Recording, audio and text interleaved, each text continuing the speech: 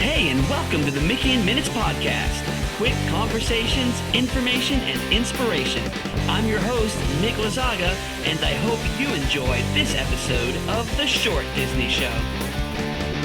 Hey, what's going on, everybody? I'm your host, Nick Lazaga, and welcome to Mickey in Minutes. This is the Mickey in Minutes podcast, Season 8, Episode 2, 90's Walt Disney World Nostalgia. So way back in 1996, Walt Disney World began celebrating its 25th anniversary. The theme was Remember the Magic. It was all about the adults bringing their kids to the vacation kingdom of the world to share their childhood memories and, of course, make new ones. Well, I was about 8 years old during that amazing celebration, so I was the perfect age to not only enjoy it, but also to remember it. Remember the magic? See what I did there? My first trip to Walt Disney World was actually in 1989 when I was just 1 year old, so obviously I don't remember any of it. And I was lucky enough to grow up in a family of pass holders living in Florida, so I went back countless times all throughout my childhood. That's the reason I am this Disney adult you hear hosting this podcast for going on 8 years now. I grew up completely immersed in the Disney magic. Even when I moved away from Florida and began living in Texas as a teenager, I can't think of a single year of my life where I didn't go to Walt Disney World at least once with my family. And now, of course, with my wife Chelsea, we go to Disney World or Disneyland at least once or twice a year. So, needless to say, I've seen a lot come and go at Walt Disney World. And I've built up a ton of nostalgia, just like you have. But to me, nothing is more nostalgic than Walt Disney World in the 90's. Like I said, I was the perfect age to really enjoy the 90's Walt Disney World aesthetic and attractions. From the 1994 new Tomorrowland to the 25th anniversary Remember the Magic celebration and beyond. So, on this episode, I thought I would just reminisce on some of the 90's Disney World things that I remember. Some big attractions, some random small details, and some things you probably haven't thought about in years. So, no deep dives, no history lessons, no current events, just a little fun 1990's Walt Disney World nostalgia dump. Let me know if you remember any of these things or if I missed something important to you. Obviously, I cannot talk about everything. This is just some of the things that I specifically remember from going to Walt Disney World in the 90's as a kid. So let me know if I missed your thing. I'm very curious. All right, so grab your hip pack, turn on the Disney afternoon, and let's stroll together down memory lane. So let me set the scene for you. The year is 1990 something, and you're getting excited for your upcoming Walt Disney World vacation, and you get a little surprise in the mail. It was a Walt Disney World vacation planning VHS tape. My personal favorite was the 1994 one. I still remember almost every word of it from watching it so often as a kid, and honestly, still watching it on YouTube before every single trip, even though the parks are nothing like that anymore. So the day finally comes. You pile into the car, in my case, or maybe it was a plane for you, and you drive. When you finally get there and you roll under the Disney World sign, you tune in to the Walt Disney World AM radio station and are personally greeted by the familiar voices of the Fab Five. Anyone else remember that radio station? It came in so fuzzy, but it was just so awesome. I still try to find it every once in a while when I'm driving down there, but either it doesn't exist anymore or I just can't find it. I'm not sure. But you roll down, you see all those purple colored road signs, and who could forget that moving Tower of Terror billboard? Gosh, that was so awesome. Then you finally pull up to your resort. As you check in, your parents are handed a black hip pack with the white glove treatment logo and the 25th anniversary sampler cassette tape, if they are American Express members, of course. Man, I really, really remember that hip pack. It has like Mickey's white glove on it, and that is still in my memory. And I'm sure I have that hip pack somewhere, probably at my parents' house. I am dying to find it. And that 25th anniversary tape, wow, that's the music that made me. It had 4 tracks on it. Remember the Magic by Brian McKnight, but I think the version on the cassette was the parade version. It had Zippity Doo Dah, Part of Your World, and the Mickey Mouse Club March. Those songs really, really stuck with me, especially the first two. So remember the Magic, like the soft, really pretty one. That was actually my mother's son dance at my wedding. That's how much it meant to me. And of course, Zippity Doo Dah became basically the Walt Disney World anthem to me, and almost to Walt Disney World for a time there. And we're going to talk about Zippity Doo Dah a bit more in a second. But yeah, Splash Mountain was and still is my favorite attraction of all time. RIP Splash Mountain. Then you finally get to the resort. So everybody's different, but my home resorts at the time were Fort Wilderness because we had a pop-up trailer. Then we eventually had like a regular trailer. Then we had a motorhome. And since we lived in Miami, it was a short drive. And back in the day, Fort Wilderness was pretty inexpensive. So we would actually go and spend weeks at a time there. It was best memories. When we weren't in the motorhome, the Contemporary was our other home resort before the Incredibles took over and before that Bay Lake Tower was erected next door. And when they had those garden wings, remember the garden wings? So I know one of the garden wings is still there, but I have very distinct memories of staying in the garden wing and being able to run out of the glass sliding doors and onto like this grassy area. And I remember one time my cousin stayed next door and we would run back and forth to each other's rooms. It was amazing, amazing memories. But Fort Wilderness has changed a lot since the 90s when I was a kid.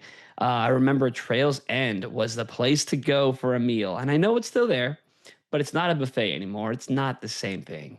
They also still had River Country. Did anybody remember River Country back there? They called it the old timey swimming hole. Good times. Good times. One of my favorite things about going to Disney in the 90s was getting into your hotel room and flipping on the Resort TV channel. So I know they still have it. It's gone through many, many changes over the years, including what a lot of people still remember, Stacy, right? The must-dos. But before that, we had the Zippity Doo Dah one. I don't know what it was really called. I call it the Zippity Doo Dah one. So if you remember, it had that guy with the yellow polo shirt who would be constantly popping up and giving you tips, But it had that song. It had Zippity Doo Dah. I think this is another one of the reasons why Splash Mountain became my favorite attraction because that song was literally everywhere. So this was the Resort TV in the 90s that would have the little tune that would go, have a zippity doo dah, zippity day. And then every time they would give you a tip, they would say, it's a zippity doo dah tip for today. Does anybody remember that? This is like ingrained in my memory. It is one of the things that made me literally who I am today. And while that was going on, they had like little paper origamis of all the park icons on the screen. Oh man, that is like ingrained in my memory, and all the things that they would show from all the resorts and all the tips. I remember like they had the guy with the yellow polo and he was like leaning on some like letters. I don't know. It was so awesome. So the other thing in the resorts that they don't do anymore was the little shampoo bottles and little soap bottles that you could take. They stopped doing that relatively recently. But I remember it was like such a thing to just take them home. And when I finally got my own place as an adult, the first time I lived by myself in an apartment, I like busted out all of these, not to use them, but to set them up on the counter to make it seem like a resort restroom. Yes, I was always this guy. I was always this huge Disney adult nerd. So, it's the little things, right? So anyways, those are the resorts during the 90s. And I'm sure you have your own thoughts about your home resort during the 90s and how much it has changed, before the Polynesian got this Moana makeover and, you know, all of these changes have been going. And, change isn't always such a bad thing. But when you grow up, going to Disney in the 90s, the best era for Disney parks, in my opinion. Thank you, Michael Eisner. It's kind of hard to accept anything else as being nearly as good. But of course, going now, I make wonderful memories. Not knocking it now, but this is a 90s nostalgia show. And to me, nothing is more nostalgic than going to the parks in the 90s. I'm talking paper maps, no phones, and FastPass wasn't even a thing until late 1999. So waiting in line was just what you did. And honestly, we didn't really think much of it back in the day. I mean, yeah, the lines were long, but it was just part of it for us. Well, first things first, Magic Kingdom in the 90s. And actually, Magic Kingdom in 1994 specifically introduced one of my favorite things in theme park history, the thing that I still compare literally every other land to, and that is Tomorrowland 1994. So this is when they did this huge overhaul to Tomorrowland, and they gave it a coherent story, a coherent theme. It was the future that never was is finally here. All right, that attraction poster alone is nostalgic for me. I actually have it in my house. Basically, what they did is they turned all of Tomorrowland into like a little city, like a spaceport. They had Alien Encounter, one of my favorite attractions of all time, but that was in the Tomorrowland Interplanetary Convention Center, right? Every single building, every single show building had a story. And you could ride the Tomorrowland Transit Authority People Mover to learn all about the backstory of the land and, well, see it all, right? The best place for people watching. But this is back when they had my favorite narration of the Tomorrowland Transit Authority, the People Mover. And it was the one that had the that robot voice that was like, now approaching the Tomorrowland Interplanetary Convention Center. Do you guys remember that? Did that just trigger a memory for you? Because that every time I ride the People Mover, even now, I still think of that voice. And so they tied everything together, even with the smallest little details, like those palm trees, those like robotic palm trees, and the Robo News. You guys remember the little robot with the newspaper in it? And just so many small little details. Space Mountain was Starport 75, right? And that was where you would launch out of this starport. And we had the Tomorrowland Power and Light Company right next door, which was like the arcade and stuff. And everything was just so well themed. One of my favorite things in this Tomorrowland that still stands out to me, which isn't really from like specifically this Tomorrowland, it's kind of a carryover from before. But that was the Delta Dream Flight, which eventually turned into Dream Flight, which eventually turned into Take Flight. But it was all kind of the same thing. And I still remember that song. Now that you've taken your dream flight, you see dreams in a different light. You guys remember that? Oh, man. So that was eventually replaced by Buzz Lightyear later, but Delta Dream Flight is just in my brain as far as like Tomorrowland in the 90s. But man, there's so much to talk about with Tomorrowland 1994.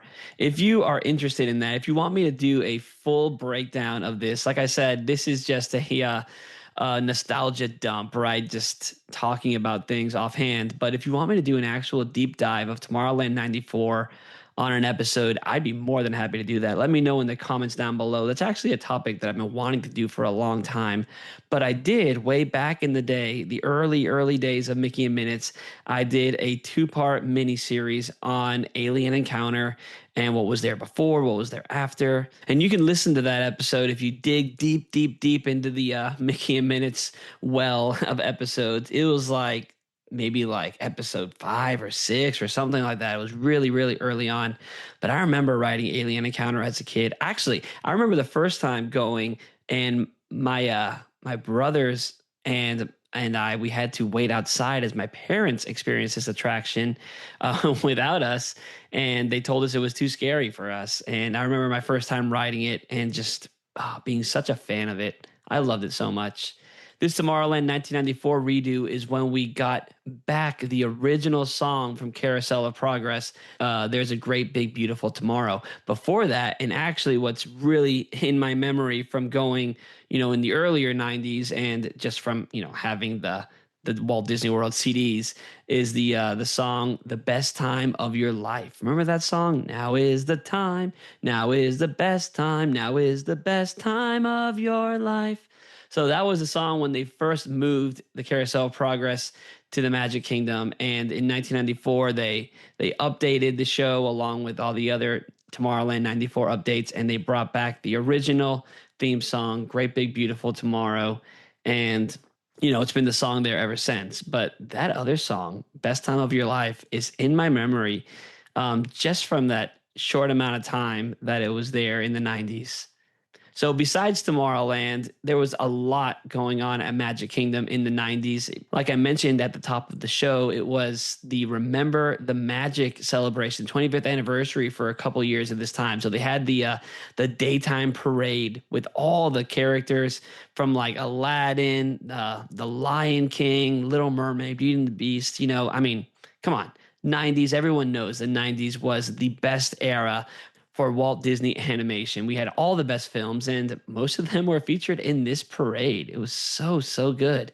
But we also had Toontown, an entire land that isn't there anymore, where you can go into Mickey and Minnie's house.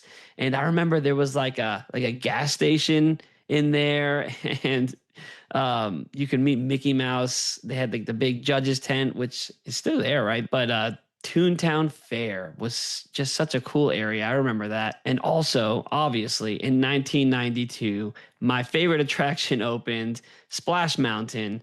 And, it's been my favorite attraction ever since. I talked at the beginning of the show about Zippity Doo Dah being in, the DNA of Walt Disney World at the time. And, it's still in mine. But Splash Mountain, forever my favorite attraction. We also had an attraction that a lot of people criticize, but as a kid in the 90s, it wasn't that bad to us. And I'm talking about Tiki Room under new management. This was the refurb of that attraction with Iago and Zazu. It was very short-lived. However, if you're like me, a Disney millennial who likes to go and have a drink at the Polynesian at Trader Sam's, you might notice a little nod to this attraction over there in the form of the Oa animatronic that used to be in this attraction. It is there now for all of us 90s kids to appreciate. And then, of course, at night, who could forget Magic Kingdom at night? Fantasy in the Sky fireworks, and of course, Spectro Magic. So Main Street Electrical Parade was the parade until 1991, and then Spectro Magic took over and just owned the 90s. It had that amazing theme song, "On This Magic Night." Da, da, da, da, da, da, da. You know what I'm talking about, guys. Spectro Magic. So, these two parades, these are the two parades that inspired what we have now in Disney Starlight Dream the Night Away. And if you grew up in the 90s or if you know these parades, you will definitely notice some nods to them in the new parade, Disney Starlight, because these parades were amazing. Amazing parades. I have very distinct memories of both. My Main Street Electrical Parade memories are from, when it came back after Spectro Magic, but I have very distinct memories of Spectro Magic, all the white lights, and that song. So that's one thing about the 90s. The music was incredible. And I just remember, like I mentioned before, grabbing or buying those the CDs or the cassette tapes with these park songs, and they changed my life for sure. So one more thing, I would be remiss if I did not mention one of the biggest things that happened to the Magic Kingdom in the 90s, and it has to do with the 25th anniversary Remember the Magic celebration. And that, of course, is the castle cake. Do you guys remember going to Disney World and being completely surprised by the fact that the castle is now a birthday cake? I mean, this was before everybody was spoiled all the time and always knew what was happening at the parks. And there was an element of surprise. You didn't know everything. You would walk into the park and something would be different or something would be new, and you would notice it. Like I just remember seeing this castle cake and I loved it. I thought it was so fun and whimsical and cool. And I'm glad that people have come around to it today. I know people still criticize it, but it's resurfaced on merch and stuff during different Magic Kingdom celebrations and throwbacks and stuff. And it was just such a fun thing. So, of course, you think about the parks in the 90s, and, this was an era of three parks for most of the 90s. You had Magic Kingdom, and of course, you had Epcot, and then MGM Studios, which I think MGM Studios is the park that just owned the 90s thanks to Michael Eisner. But we'll get there. We'll talk about MGM in a second because we have to talk about Epcot in the 90s because, a lot of people are big Epcot in the 80s fans. But of course, me being a 90s kid, I am an Epcot in the 90s fan. I'm talking Innoventions. You guys remember Innoventions? I remember they had all these like video games and stuff in there at one point. The original Club Cool, where it had like the polar bear out front and the floor was always sticky in there. I don't know. That's a weird memory I have. The floor is always sticky. This old school Epcot. But all right, the thing that stands out the most to me with old school Epcot is the Jeremy Irons 1994 version. All right, I'm just realizing 1994 was a big year for Walt Disney World. We'll talk about another thing that opened that year as well. But 1994 is when Spaceship Earth got the Jeremy Irons narration, which just has my heart. It's my favorite narration. Like a grand and miraculous spaceship. I mean, come on, you can't beat that. I mean, I know Dame Judi Dench does say that line also, but it doesn't hit as hard as when Jeremy Irons and his deep scar voice say that line. This is also when the end of the ride, before we got the little touch screens and all that stuff, where they had that fiber optic model of the city of the future. Do you guys remember that? I just remember like leaning back during the descent and just seeing all those lights, and it was just so cool. Man, they really messed up the end of Spaceship Earth, in my opinion, when they added those little touchscreens. That is not it. Hopefully that attraction gets another update soon and they get rid of those silly little touchscreens. I mean, they were fun for a minute in the 2000s, early 2000s, I guess, but nope. Not it. We got to put show scenes back there. The other thing that I very distinctly remember of Epcot in the 1990s was the original test track. I'm talking that yellow and black test track with the crash test dummies, and oh man, that was so cool. I really loved that attraction. The new version has a couple of nods to that original test track, but oh wow, that is childhood. I am like, as I'm talking to you guys right now, I'm just having these flashbacks. And, of course, that's what a nostalgia episode is. Just remembering all these amazing things. Wonders of Life. Do you guys remember the Wonders of Life Pavilion? I loved this pavilion as a kid. But what's funny is, I know we had Body Wars, I know we had Cranium Command, and all that stuff was really cool. But when I think of the Wonders of Life Pavilion at Epcot, what I actually think of is that little like attraction. It was an area where you could sit on these bikes and you pedal, and they had a TV screen or something in front of you, and you could select what you're driving your little bike through. And I would always select Disneyland. At this point in my life, I had not been to Disneyland yet. I didn't get to Disneyland for the first time until 2005. But I remember selecting Disneyland on this little bicycle attraction in the Wonders of Life Pavilion and pedaling my way through Disneyland. And it was the coolest thing. Let me know, does anybody remember this random thing, this little bicycle in the Wonders of Life Pavilion? Because that is ingrained in my memory, as well as the theme music for Wonders of Life, which came up a lot in like the vacation planning videos and stuff in the background. But this music and this pavilion was just like 90s for me. Also, Horizons. I loved Horizons so much. I remember when they tore down Horizons and when eventually Mission Space came up, I was a little older and I just always knew that it wasn't as good as Horizons. One of my favorite memories as a kid was being able to select your own ending for Horizons. You remember you got to pick between, what was it, like space and the desert and ocean, right? Those were your three choices. And you got to select your ending. It was the coolest thing, being able to pick your ending for a ride. I mean, wow, so cool.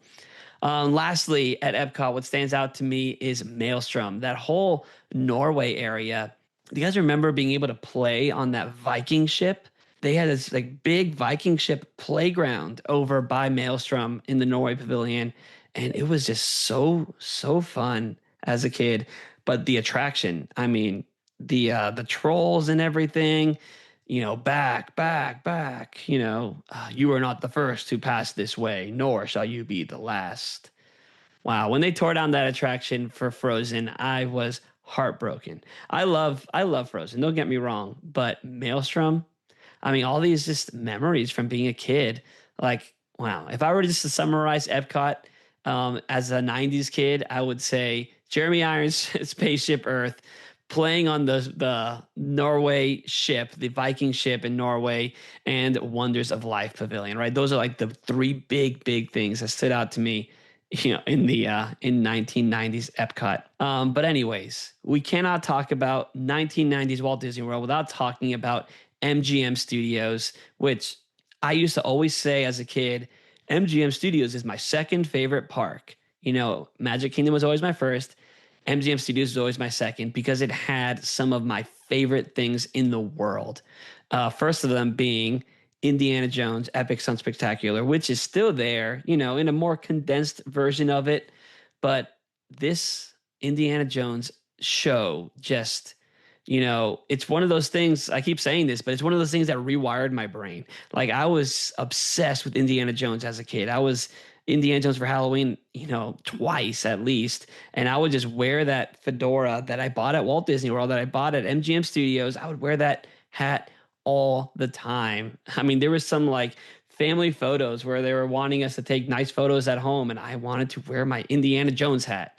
And, yes, I like the movies, but really it stemmed from going to MGM Studios as a kid. Not to mention the Great Movie Ride, which is still one of the greatest attractions in theme park history, in my opinion. Oh my goodness. That's one of those attractions that hurts the most, seeing it torn down before my eye. Well, the facade is still there, which is iconic to, MGM Studios, but having the interior gutted was heartbreaking for me. That up there with Splash Mountain are my two biggest heartbreaks.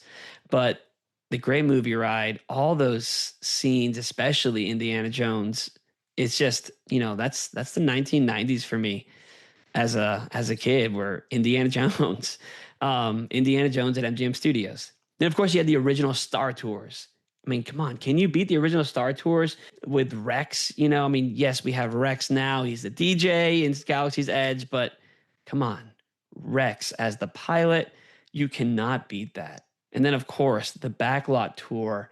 I remember the Backlot Tour so well. I remember Catastrophe Canyon. I remember that pre-show before the Backlot Tour where there was like they were filming a movie and somebody had to volunteer to be the captain on a boat, and then someone was in like a submarine and they would film it and they would splash water on them, and it was just it was so cool. Like, I always thought it was the most fun thing, watching movies be made. I know movies weren't actually being made in these attractions, but in my kid brain, I was thinking that's how they do it. That's exactly how they do it. Now, I was aware that you weren't actually making movies, but that's how you did it. And not to mention watching movies being made, but being able to feel like you're in the movies. Being a 90s kid, guys, playing in the Honey, I Shrunk the Kids movie set adventure playground was everything. Like, that was, oh my goodness, amazing. So fun. The Eiffel Tower is iconic for us 90s kids. The Hunchback of Notre Dame stage show, come on.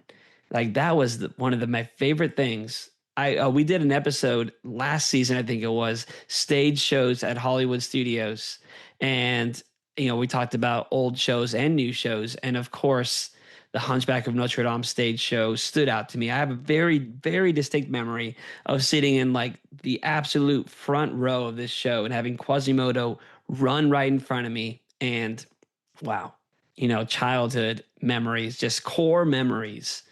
MGM Studios was everything back in the day. I remember walking down like the streets of New York and all that cool like backlot area.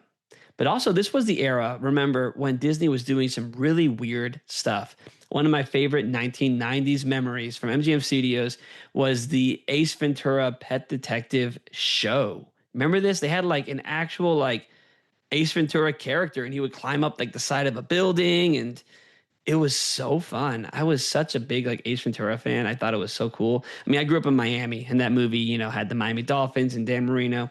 So it was such a thing. And seeing that show has stuck with me. And you won't believe how many people don't believe me when I talk about that show. They're like, no, that couldn't have been at Disney. Ace Ventura at Disney? Yes, Ace Ventura was at Disney. But I alluded to something a few minutes ago when talking about Epcot, that 1994 was a big year. I mean, we had Tomorrowland 94, we had the Jeremy Irons version of Spaceship Earth in 1994, but something else humongous opened in 1994 that, as a 90s kid was the coolest thing ever and still is the coolest thing ever. And that is Tower of Terror. Guys, when Tower of Terror opened in 1994, it was a game changer. It absolutely was a game changer. And I still think this is another one of those like gold standard attractions. I don't think they've really done anything quite as well themed and cohesive and just amazing than the Tower of Terror. And back then, there was only one drop. Like it was just you went up to the top, you had all the show scenes, and then they dropped you, and that was it. And that was enough. I mean, now it's amazing that we have all these different drop sequences that are randomized and you never know what you're going to get. But back then, you didn't need all that. It was just going up in the elevator, having the doors open, screaming your head off as you fell. And that was the attraction. Amazing. Absolutely amazing. And then this next attraction that I'm going to talk about from MGM Studios opened in 1999. So it just made the cut as being part of my 1990s nostalgia.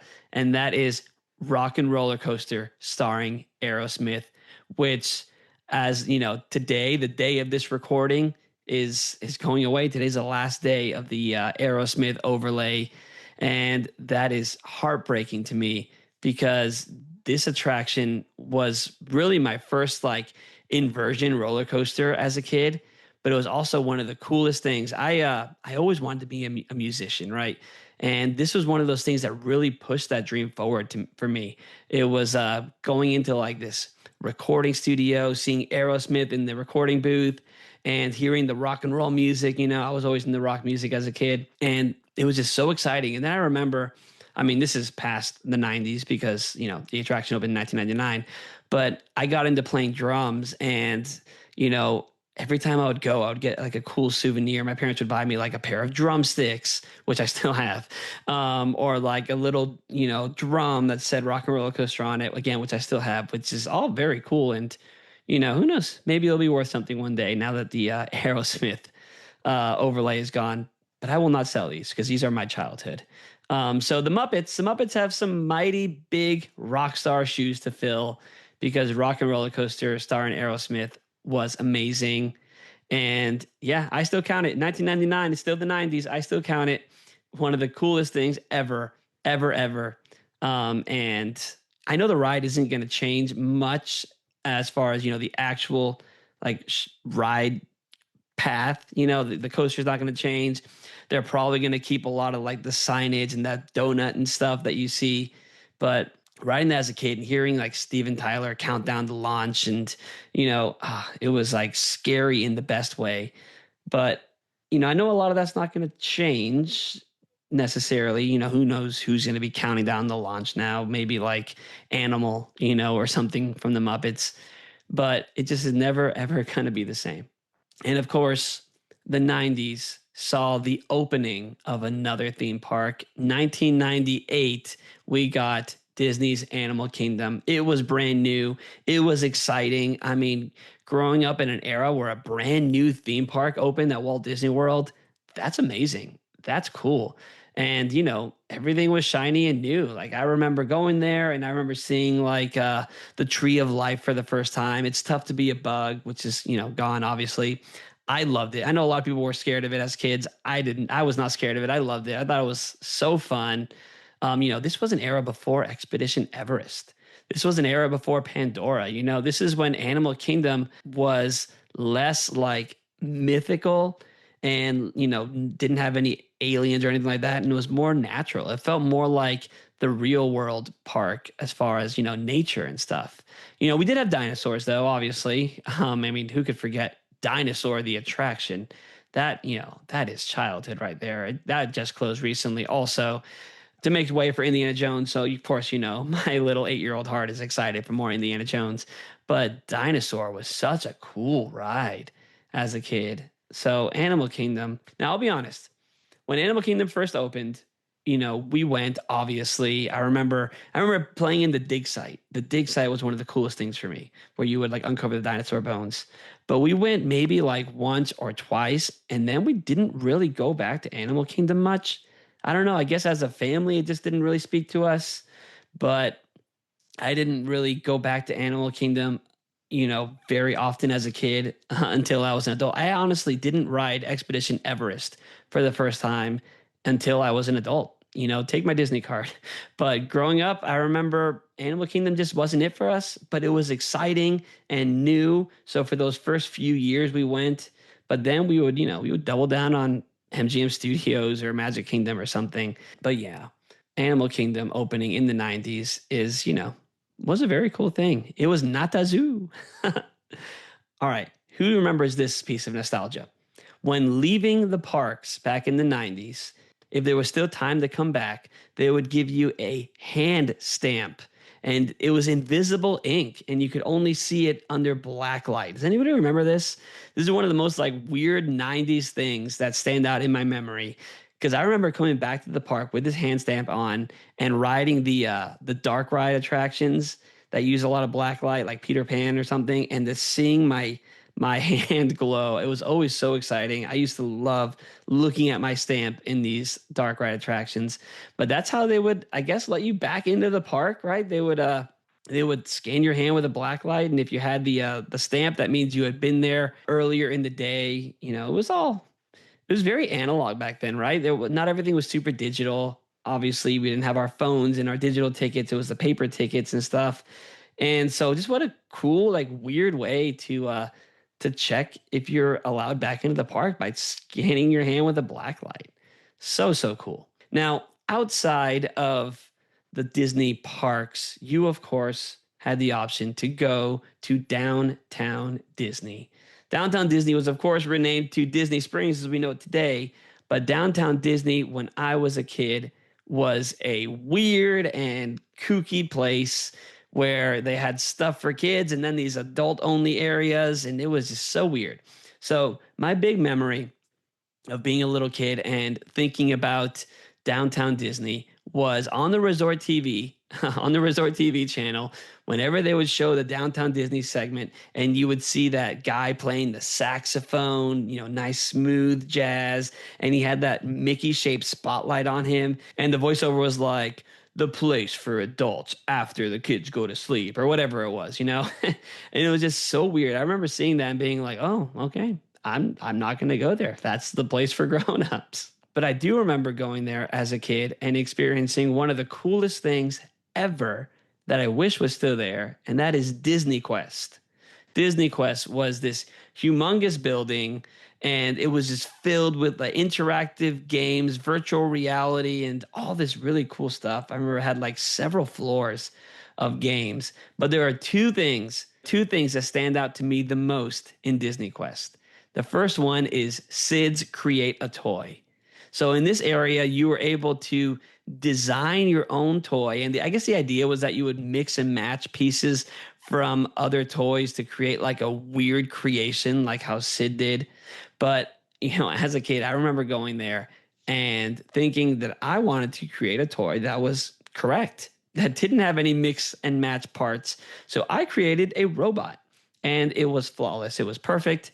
And, I didn't use any weird parts. It was exactly the robot. So I guess I didn't quite follow the rules, but, my parents bought it for me because that's what I wanted. And then my little brother went along and he wanted to do the same kind of thing. He wanted to make a toy that was completely accurate, but he wanted to make a dinosaur. Now, I remember that he made a mistake and accidentally gave the dinosaur 2 left arms. So one of the arms was normal and the other arm was like facing upwards. And he was so like genuinely upset about this. And I remember telling him, no, it's cool. It's like the dinosaur's doing an uppercut. And he was so upset, and I couldn't do anything about it. I had my perfect little robot. So that's my memory of Sid's Create a Toy. So fun. The other thing that I remember from Disney Quest is Cyberspace Mountain. What a cool thing this was. You got to design your own roller coaster and then ride it. You would get into this little like red capsule and you would ride your creation. Now, thinking back on it, it was more like mix and match coaster tracks. Like you couldn't actually design it from scratch. It was like, you had a left turn or you had a right turn or an inversion or whatever. And of course, the thing as a kid was how many inversions can you add to it? How many times can you go upside down or whatever? But it was so fun. So Disney Quest at Downtown Disney, so fun. Of course, it was replaced, by what was it, like NBA Experience and stuff. Just nothing has stuck there quite like Disney Quest. And I understand that it got a little outdated, but if you went to Disney in the 90s, Disney Quest was one of the coolest things ever. So anyways, obviously I could not mention every single thing from the 1990s at Walt Disney World because that would be too much. Like I said, this was a nostalgia dump. This was me just kind of offhand talking about some of my favorite memories of going to Walt Disney World in the 90s. So if I left out something that you remember that is a huge part of your childhood or, your memories of going to Disney World in the 90s, please let me know in the comments, wherever it is that you listen. And let's keep this conversation going. Let's talk more about 90s Disney World nostalgia. And now I also have a lot of memories, obviously, of going to Disney in the 2000s because, that's when I was a teenager and lots of really cool and weird stuff happened in the 2000s also, like the big sorcerer's hat in front of the Chinese theater at MGM Studios, right? Or that like the wand Mickey hand over Spaceship Earth, like all this weird stuff happened in the 2000s. So if you want me to do this same kind of episode, a nostalgia dump of Walt Disney World 2000s nostalgia, let me know in the comments because I think that'd be really fun. And if you want to hear some of that, just let me know. So anyways, thanks so much for listening, you guys. This has been a blast. Be sure to subscribe wherever it is that you listen, whether it's Apple Podcasts, Spotify, or YouTube. And be sure to tune in every Monday at 8:30 p.m. Central Time live on Instagram for MIM Mondays. That is Mickey in Minutes Live. That's where we talk about the latest Disney news. And it's a conversation with you guys. So I hope you can join me there next time. And don't forget to tell all your fellow Disney friends about Mickey in Minutes. And stay tuned for another episode very soon. I am your host, Nick Lazaga. This is Mickey in Minutes, and I will see you next time. Bye.